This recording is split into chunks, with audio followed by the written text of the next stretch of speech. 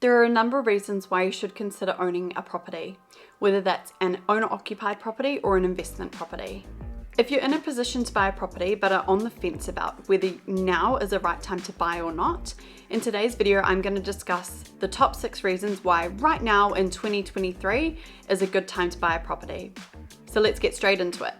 The first reason why now is a good time to buy a property is that lower prices mean that there are more affordable options.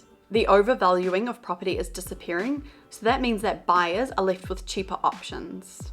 With house prices being down, it also means that now a much lower deposit is required to be able to purchase a property. It also means that you can have a smaller mortgage if you purchase a property at a cheaper price. This means that potentially you could look to pay off your mortgage earlier too.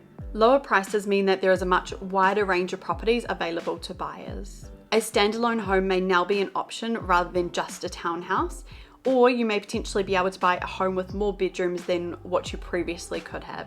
The second reason is that prices won't stay down forever and will eventually head back up. No one really knows where the bottom of the market is going to be until it's actually been and prices are heading back up. If you buy now, there is that risk that prices may fall further. However, if you are buying property for the long run and aren't planning to sell anytime soon, and you can meet the repayments, it is best to get your foot in the door now. Don't be that guy that sits on the fence for too long and waits for prices to get cheaper and fall further, and then they actually don't, and then you end up with regrets. The third reason is that there are a lot more houses on the market for sale, from what I've been hearing from my real estate contacts in the industry.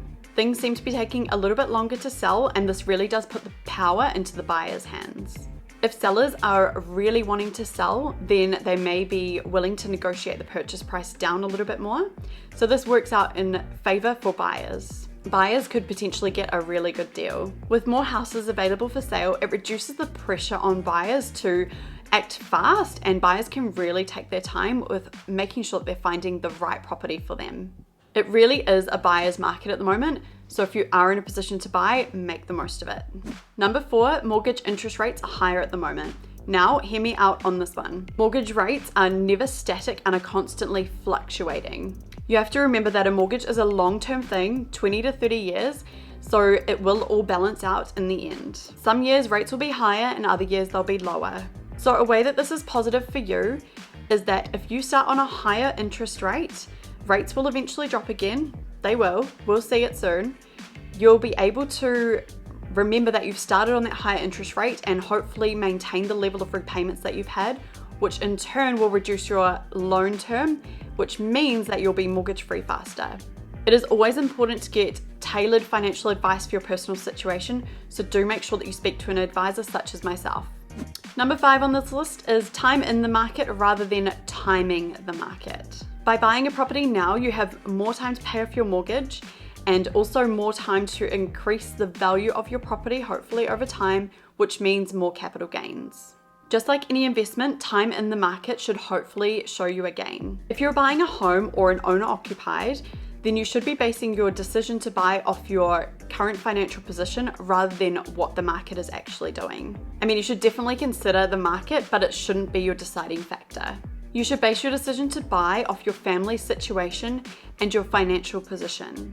However, the sooner you can get into property, the better, as this will pay off in the long run.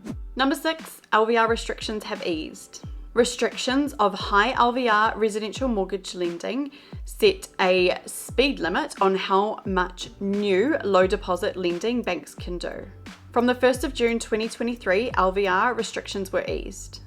It increased from a 10% limit for loans with an LVR over 80% for owner-occupiers to now 15%. What this basically means is that the bank now has more capacity for buyers with a low deposit. The other change that came into play from the 1st of June 2023 is for investors. It was a 5% limit for investors with loans over 60% LVR. This is now increased to 65%. The changes have come into play to try and stimulate the property market a little bit more.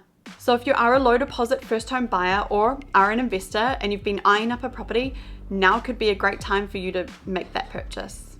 Overall, if you are in a position to buy, can find the right property for you, and can afford it, you should definitely go for it. Property is one avenue to create wealth and set yourself up for financial success. A reminder that this is general advice only, and if you'd like a free assessment of your current financial position that is unique to your individual circumstances, feel free to get in touch and I can run the numbers for you. As always, if you like this video, don't forget to like and subscribe. Thank you so much for watching, and I'll see you in the next one.